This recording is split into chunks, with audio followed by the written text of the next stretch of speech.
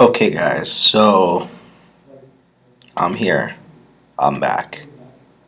And it's time to talk about the RWBY Volume 3 finale. Today is Tuesday, technically Wednesday, but Tuesday, February 17th, 2016. I have given myself.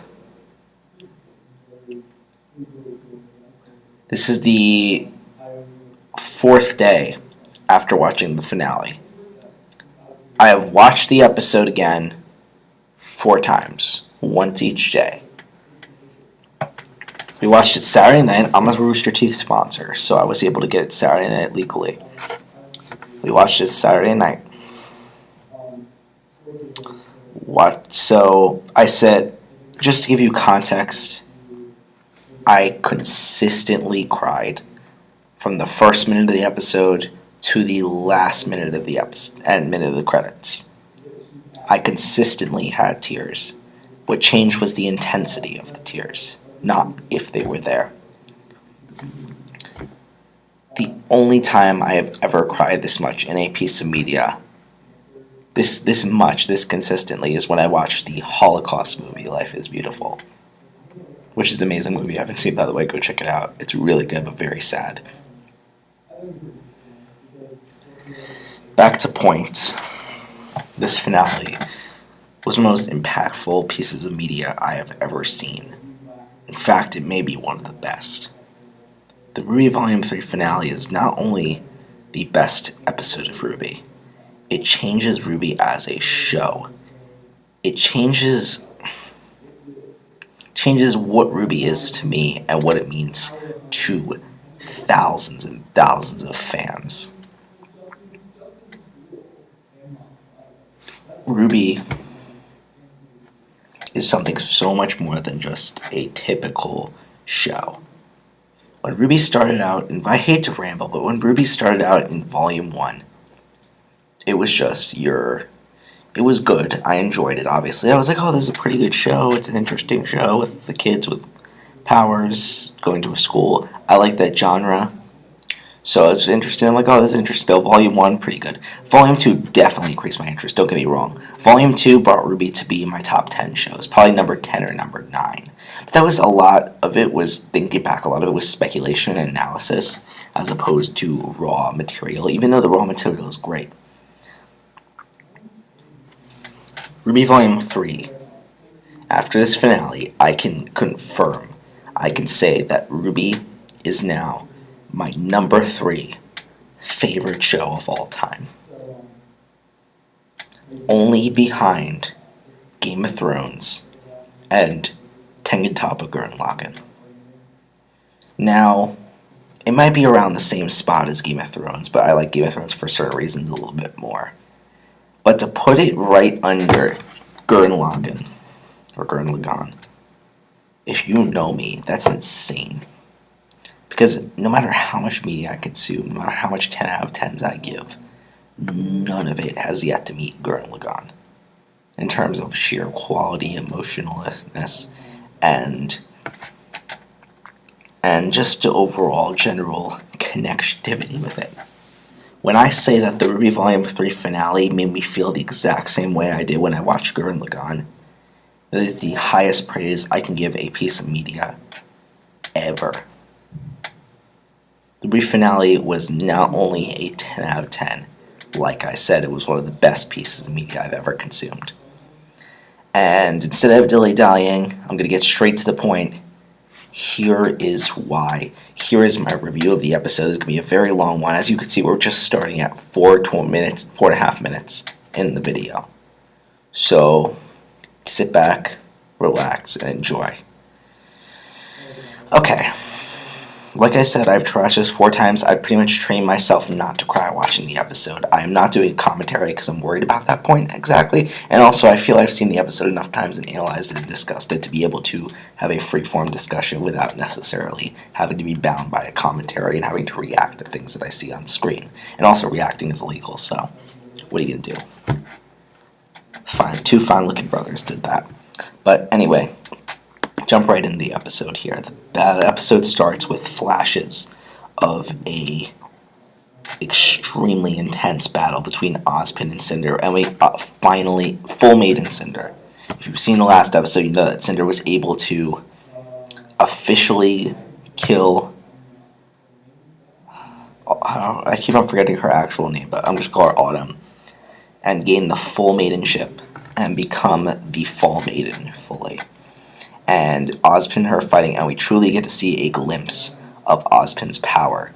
And it is so awesome and so badass for the few seconds that it is present that I got chills during that battle. It was so awesome. It reminded me of Dumbledore, like, fighting Voldemort. I think that happened in Order of the Phoenix, if I remember correctly. Yeah, I think it was Order of the Phoenix, and it reminded me of that. It definitely felt like that. Ozpin definitely knows Cinder, it seems like, which is weird because she was a student at school secretively, and it was just. But the sad thing about that was that the fight only lasted a couple of seconds, and then we didn't get to see more. As Cinder goes blasting up the tower, revealing that Ozpin was either defeated or something happened down in that vault that we do not know about. Some sort of conversation occurred, something happened. We have no idea. We can only speculate as to what happened down there. But overall, Ozpin lost the battle. Which leads us to Pyrrha and Jean. Pyrrha and Jean are exiting the vault. And when Jean immediately goes to call Glinda and Crow, obviously, he's like, we need to get them to help Ozpin right now. You see Cinder blasting up the tower, having defeated Ozpin, and Pyrrha's like, I can't. I have to go back. I have to fight her. I have to defeat her and save Ozpin. And Jean obviously is like, no, what the fuck are you doing? Like we have to go now. We have to leave this in the hands of someone capable. And obviously Pyrrha knows there's not enough time for that. And Jean is obviously being rational, and he cares about Pyrrha, and he doesn't want her to get hurt. And then she does it. She takes Jean, and she finally kisses him. The kiss between Jean and Pyrrha finally happens, solidifying their status, solidifying that, and that's when the tears began for me. That's when it just went, poof, and it just kept on flowing for the rest of the episode. Intensities varying, but that's when it started. When they kissed, and it's the only way she could get him to shut up and express her true final feelings, all at the same time, when she pushes him into the locker and sends him flying away. Jean is broken at this point. All he cares about is Pyrrha's safety. All he cares about is Pyrrha. The only thing on his mind is Pyrrha. So he immediately calls Ruby and Weiss. No. Ruby calls him, I believe. And Ruby and Weiss are talking to him, and he is begging them, he is pleading with them to please save Pyrrha. That's all you need to do. You don't need to do anything else. Just save Pyrrha. Make sure. And they were obviously too talky. They were being like, what's going on? What's going on? Explain to us. And he got fucking flipped the fuck out because he is broken right now. The only thing that is on his mind is Pyrrha and Pyrrha's safety and Pyrrha's protection. He smashes the phone in frustration, and then we do not see him again for this part of the episode. Ruby and Weiss, getting to the point. Ruby and Weiss start making their way to the top of the tower using the same technique that they used in Season 1 in the forest when they were fighting the Nevermore. And we cut to the fight. First of all, Pyrrha is able to almost perfect her we haven't seen the full extent of her polarity powers. There's a broken elevator. She's able to levitate it. She is channeling. She has very similar powers to Magneto from X-Men, the X-Men franchise, which is also a very good movie series and comic series if you haven't read it or seen it. But she starts piling up, and she arrives, and the fight between her and Cinder is on his way. While Pyrrha is very strong and very skilled, it is clear, even though she might be able to hold her own for a bit, it is clear that there is no feasible way that she can defeat the Fall Maiden. Think about it. The Fall Maiden, the Maidenships are probably the third most powerful status, fourth most powerful status in the RWBY universe. I'm going to discuss the power rankings. Actually, I'll discuss them now so I don't forget. I'd say it's the Maidens, Ozpin, RWBY. I'll talk about that more later. And whoever we saw at the end of the episode, which I will get to. But Pyrrha and her fighting is clear, and just as Ruby's about to arrive at the tower, Pyrrha is bested by Cinder.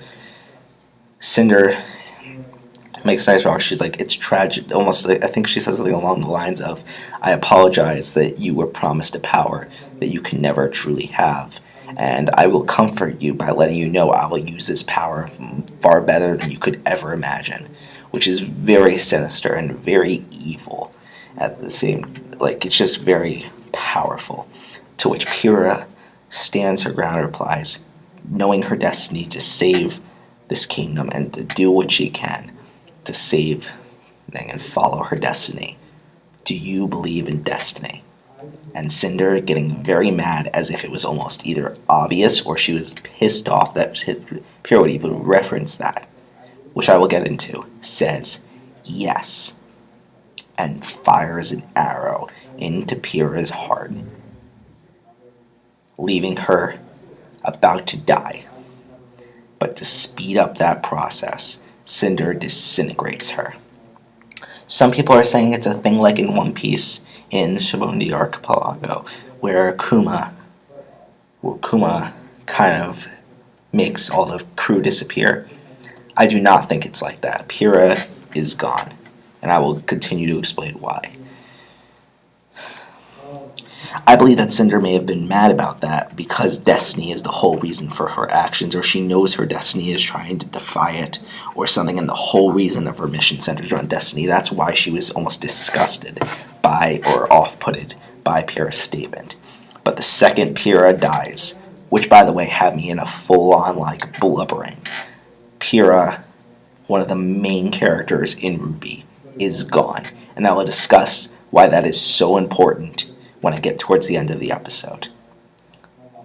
So, RWBY, witnessing this, snaps, breaks completely, is destroyed. She witnessed Pyrrha, one of her best friends, someone she truly loves, die in front of her very eyes, fighting the ultimate enemy, which is the ultimate enemy, someone she encountered in the first episode. And something completely out of RWBY's control triggers, and giant, massive amounts of unseen power. Something we have never seen before in the context of this franchise. Never seen in RWBY history yet. Explodes, and she screams, power pouring from her eyes. This disintegrates everything around. The dragon, Cinder herself, shocked completely, and everything just fades, cutting to white, in which we hear Crow. Well, I'm going to stop right here. Before I get into the second half of the episode, I want to talk about Pyrrha's death and its significance. There is a petition going around right now to bring back fucking Pyrrha. And this grosses me out. Like, Pyrrha was an amazing character. Honestly, I don't want to sound sappy, but the characters in RWBY are friends to me. And I don't mean that like, oh, I have no friends. I mean, but like, they are so... God, I'm getting emotional. Fuck, I'm gonna cry again in the review. Fuck. I'm gonna keep going. They are so well developed, and so realized, and so have such significant personalities and beautiful designs, and just such a presence to them, and so well written, so well constructed, that they feel like actual people that I have experienced these events with. That is one of the main reasons to me, characters, why RWBY is one of the greatest fictional stories ever told. And we lost someone that's in our family. We lost Pyrrha. We lost someone in our RWBY family. Just as we lost Monty, we lost Pyrrha. Pyrrha is gone right after the love, the true love. Pyrrha was the person that Jean cared about and loved the most. Pyrrha was everything to him. And she is gone. And this is not a bad thing that needs to be rewritten. This is exactly what Jean needs. If you have ever seen my favorite show, Tengen Toppa Gurren Lagann, you know that skip ahead like a few seconds if you don't want to hear spoilers. In Gurren Lagann, Kamina, the person that Simone cares about the most, the person that really connects to Simone, and the person that's like Simone's Pyrrha, dies. Simone is destroyed and devastated and completely broken.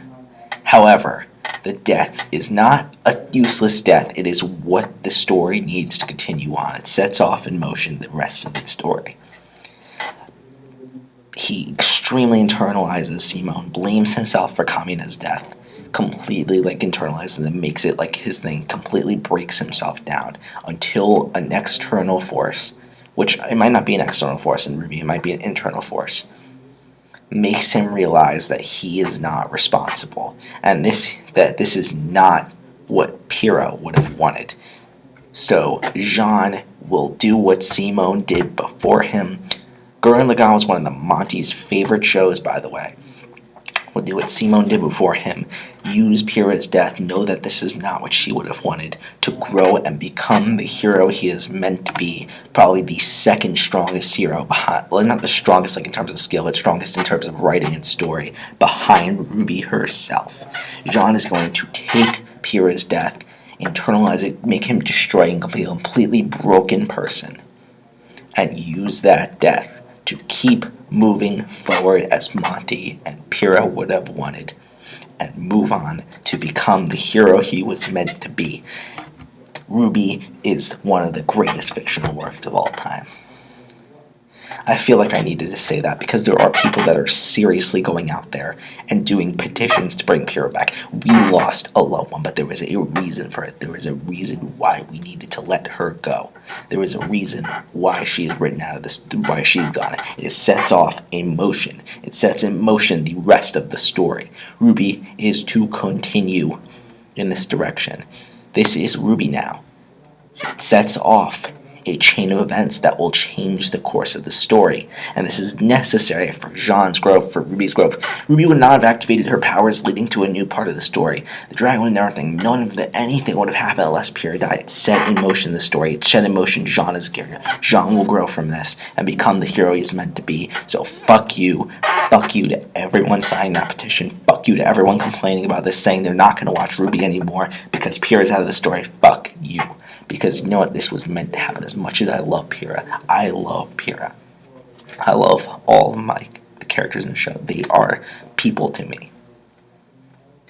And as much as I love her, now let me try to say, not in love with her, just love her as a human being. She is gone, and we need to accept that and keep moving forward. It's what Pyrrha would have wanted, and it's what Monty would have wanted. Okay, now the second half of the episode after a Debbie Downer. We get cut to white and we hear Crow, obviously, as RWBY's like, don't worry, I got you. Definitely reminded me of Naruto, actually. After he fails to rescue Sasuke, Sasuke turns fully to the dark side and completely assimilates to Orochimaru's forces. It went to white, I think, if I remember correctly. It was years ago. And Kakashi has him on his Naruto on his back, taking him back. He's like, don't worry, I got you. Very similar to that. I feel like it was more of that. And then we hear Crow talking to an unnamed voice, unknown voice character, voiced by Bernie fucking Burns. Bernie Burns. Awesome guy. One of my favorite people, truly. Really excited to hear his voice. I did not realize it the first time I watched this episode. In fact, I had to watch it the second time or third time or something because... Sorry. I had to wait the second or third time. I think I realized it the second time because I was just so caught up in motion that I didn't even... Sorry about that. The program just crashed, but and I was able to salvage that footage. Thank God. I almost had a heart attack. Like 20 minutes worth of the review were gone. I would have switched to a written review, honestly, because I did not want to have to redo that. But anyway, so I was so caught up in the motion that I wasn't able to realize my first viewing that this character was Bernie Burns. And the second viewing, I realized it, and I was very happy because Bernie Burns is fucking awesome. So anyway, the cuts back to white, and we see Ruby wakes up in her home. She's in bed, pajamas, everything's over. It's over. They're back home. Everything's changed now. And we see none other than Tai Yang Xiaolong sleeping on a chair across from Ruby. Sorry, it was just someone outside. But yeah, and he's sleeping and he wakes up. We finally get to see his character, not just a silhouette in the first episode. And he looks a lot different than what I imagined. Actually, it looks a little bit like an older Jean. I was making a joke. He actually looks like Owen Wilson, which was pretty funny.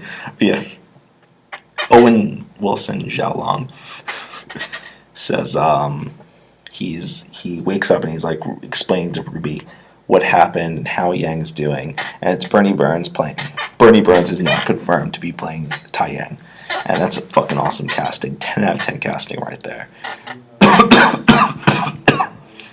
Sorry, I'm having a bit of a cough, but Bernie Burns is Tai Yang, and I thought that was really great. And he keeps on talking to her, and explains to her the situation. Tai Yang's revealed to be a great character.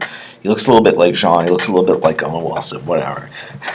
He explains to her what's going on. He explains to her that she, like he said that you did a number on that dragon, and that the dragon is frozen. Don't know what happened to it. That means Ruby's powers were able to freeze an ancient Grimm. Grimm capable of creating other Grimm or summoning other Grimm. It was sorry. Fuck, I don't know what's going on. I keep on pausing. I just feel a little off because I'm just thinking about the episode and getting emotional. Shit. Okay, I'm gonna keep going. I'm gonna power through this. Fuck. Here we go. Anyway, so Ruby was able to freeze the dragon using her ability, but Tai Yang says the ability is not important to need to know about. I'm like, fuck, cocktease, but don't worry, we'll get it soon, as Crow enters the room and wants to talk to Ruby alone. Tai Yang's like, what, can I stay? Like, getting pissed off, and he's like, Tai, please. I mean, they're still very close, but there's clearly something distance between them. And my theory about this distance is that Tai Yang was clearly very sad when Raven left. Fuck. Lights went off. That's creepy. It's motion centered, so I just need to stand up to turn back on the lights, but that was very creepy. So, and then Tai Yang gives Crow a look as he's leaving the room. Clearly they're not on good terms, and I think they're not on good terms because when Raven left, it was clearly devastating to Tai Yang, but when Summer Rose died, he probably shut down and broke down and wasn't able to take care of his two girls.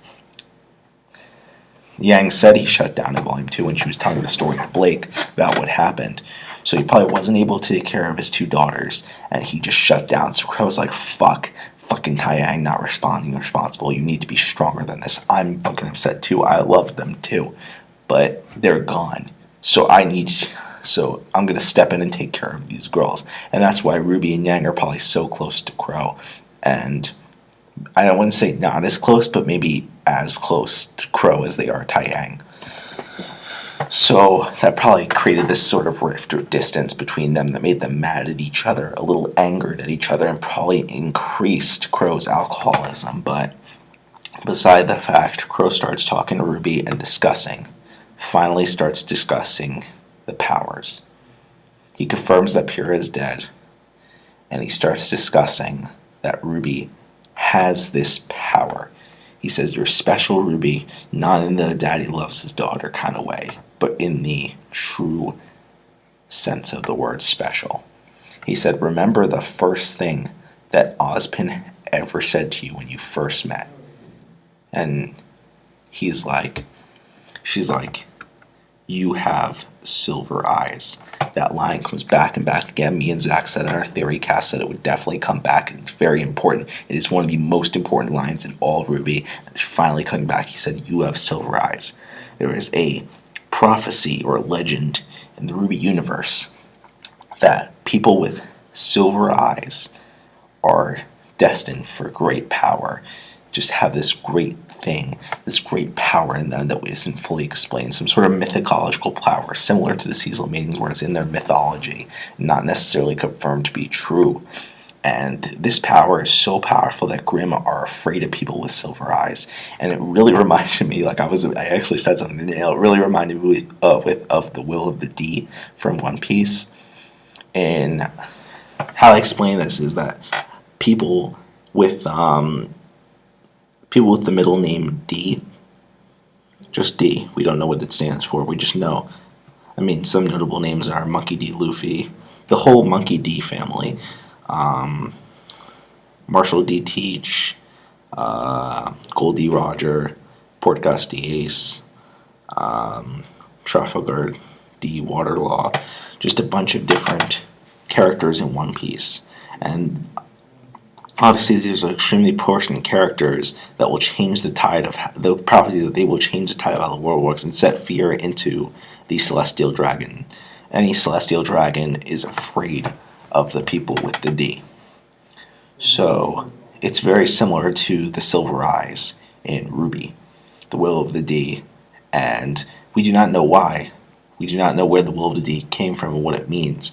But we same thing with the Silver Eyes of RWBY. We do not know what. We know it sets fear to the Grimm, the creatures of Grimm. It's changed RWBY.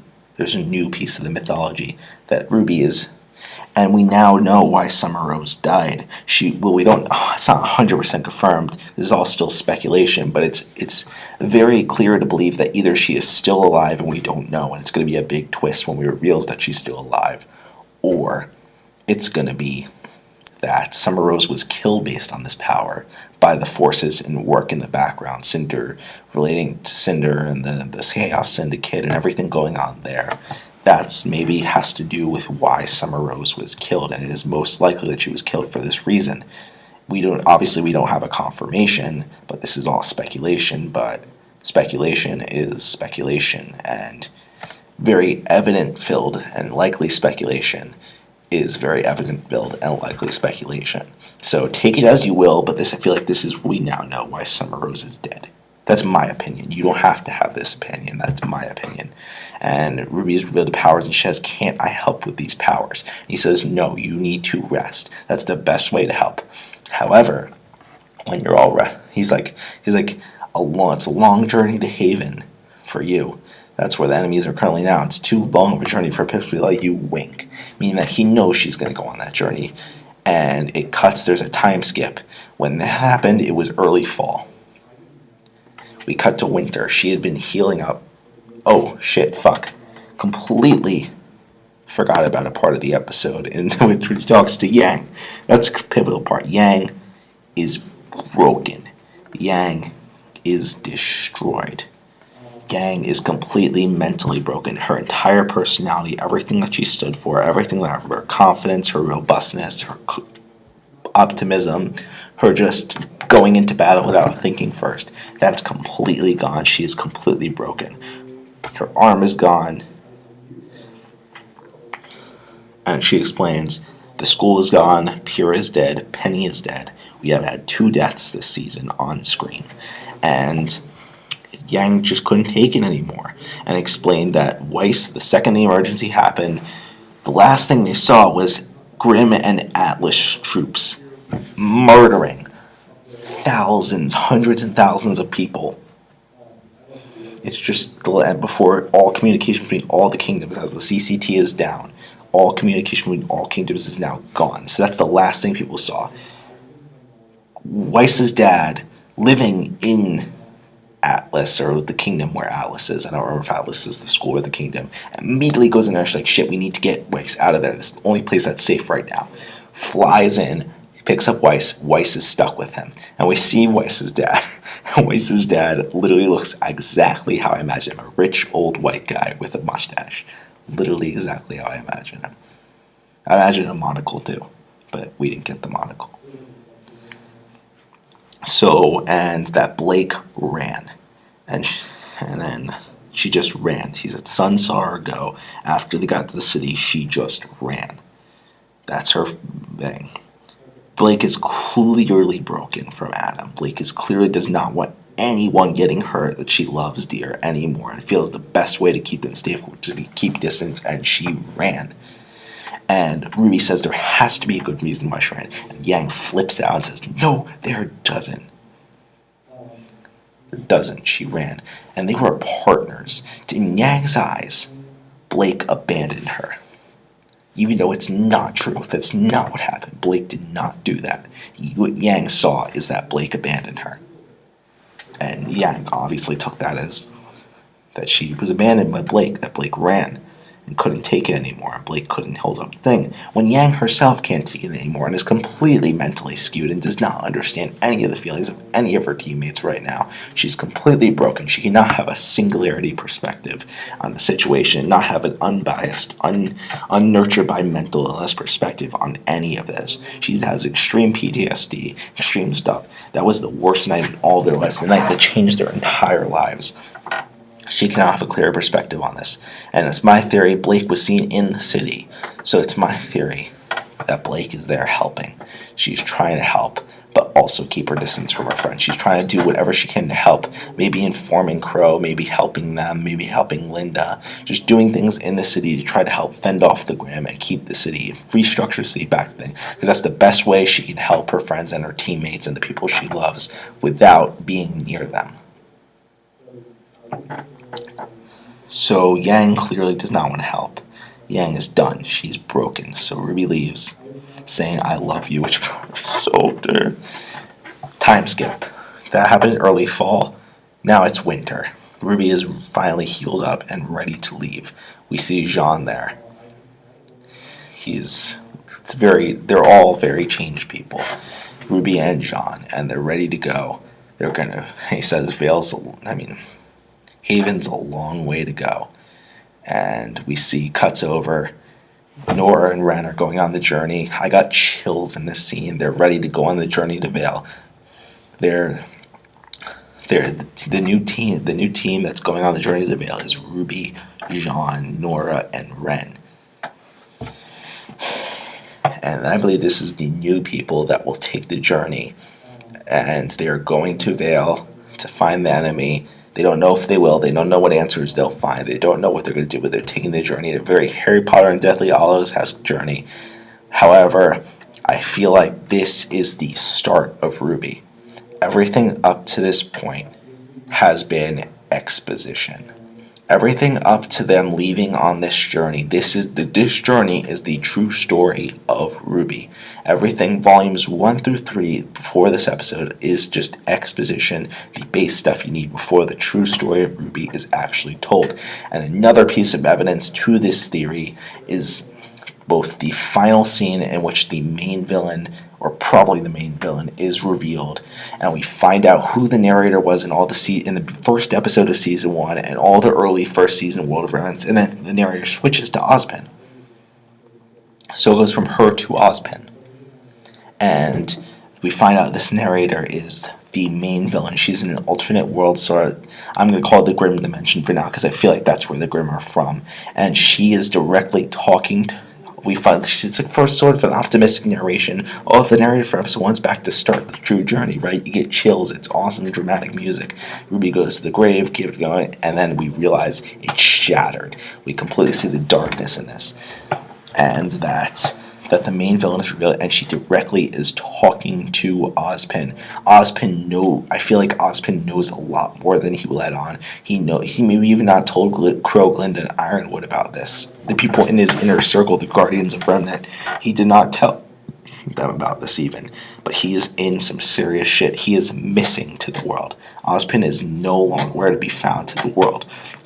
They have no idea where he is. I believe he is there in the Grimm dimension with the main villain. I don't know. It's obviously speculation. I keep on saying that's obviously. This is all speculation and opinions.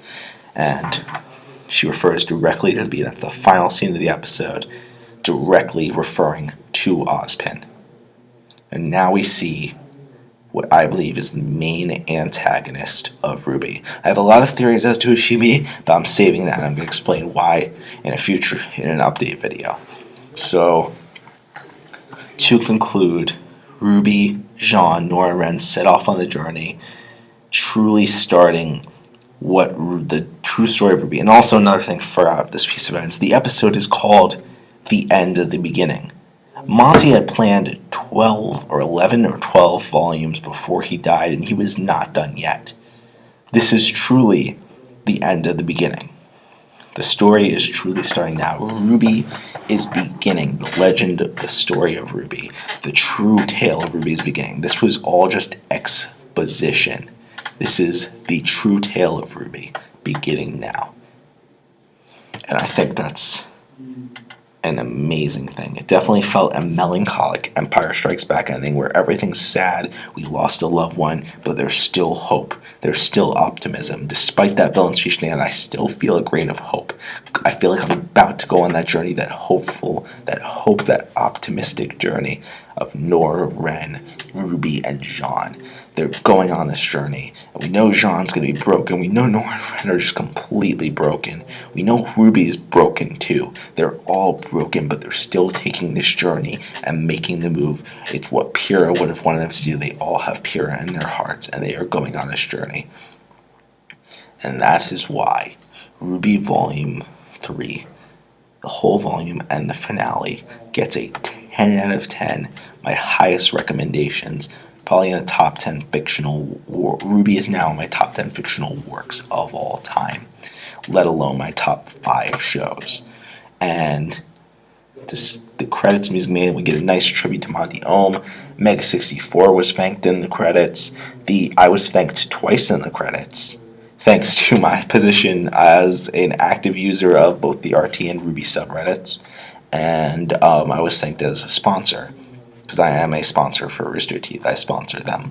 And I'm probably going to drop my sponsor at RWBY, to be honest. I hate to say that, but there's not much more content that I can't get elsewhere that I would like to consume other than RWBY that is sponsor exclusive. So we get the after credit scene in which we see that Crow is watching them, ready to go.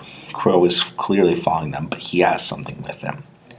He's following, just to clarify, he's following the new people that are going on the journey to Vale, RWBY, Jean, Nora, and Ren. And he's watching them, he's making sure, he's probably going to guide over them, make sure they're okay. Maybe he's reporting to Ozpin if Ozpin is technically still wrong, and he knows where Ozpin is, which is why he has Ozpin's staff. He has Ozpin's staff with him. We don't know how he got it. The last time we saw Ozpin was in the vault. We don't know how he got there, and we don't know what happened. But there must be something that Crow knows, because it was real that Crow is picking up where Ozpin left off and becoming the new Ozpin in the position of the world in the world affairs. Crow was probably second in command to Ozpin. Believe it or not, over Glinda maybe.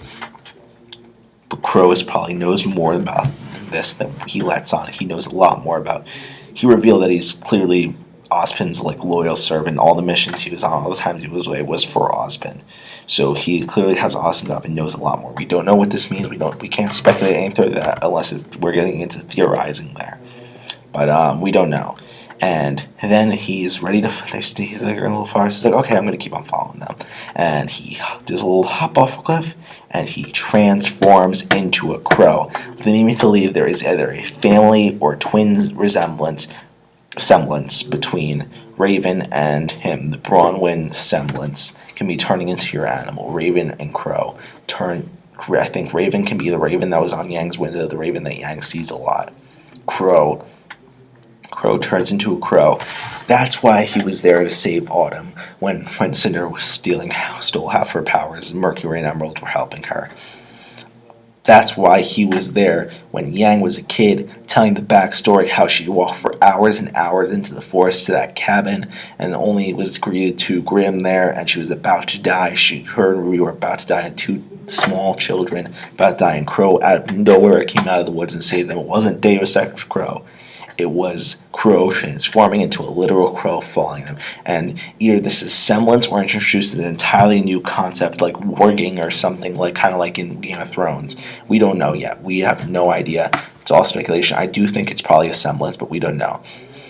That concludes the episode. The RWBY is truly starting now. We just finished volume 3 out of maybe even 11 or 12. At first, when I first watched the episode, I feel like this is a volume 3 out of 5 volumes. But then I realized it's the end of the beginning. RWBY is just starting now. This is the beginning of the journey at hand. Nora, RWBY, Ren, and Jean are taking Pyrrha, what she would have wanted, keeping Pyrrha in their hearts and going on the journey at hand. As you can see, this has just had an extremely emotional way. It's pretty much all I've been thinking about over the past few days. Like, it's been entirely in my mind. It's just... This show is so powerful, man.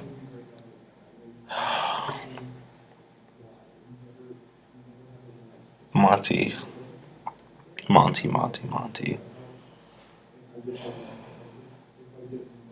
You were my biggest inspiration before you died.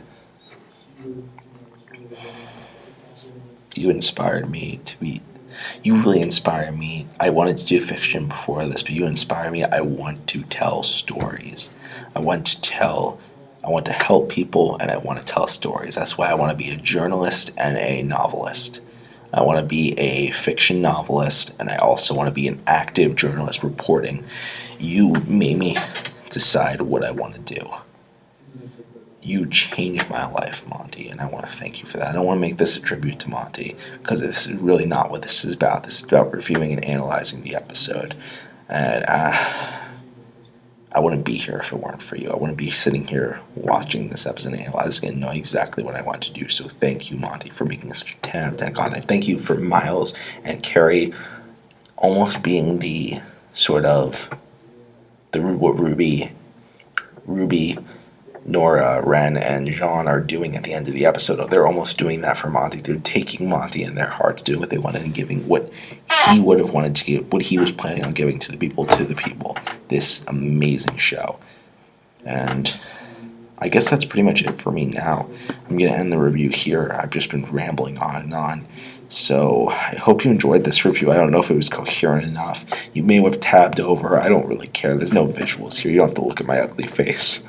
But thank you guys for joining me on this season, this journey. I'm still obviously going to produce RWBY content in the future. I'm going to actually talk about something upcoming in an update video I'm going to make soon. If you manage to stick this by ear, it doesn't matter anymore. So thanks guys for watching, and I'll see you guys with more stuff in the future, whether it be written on my blog or on my YouTube channel. Keep moving forward.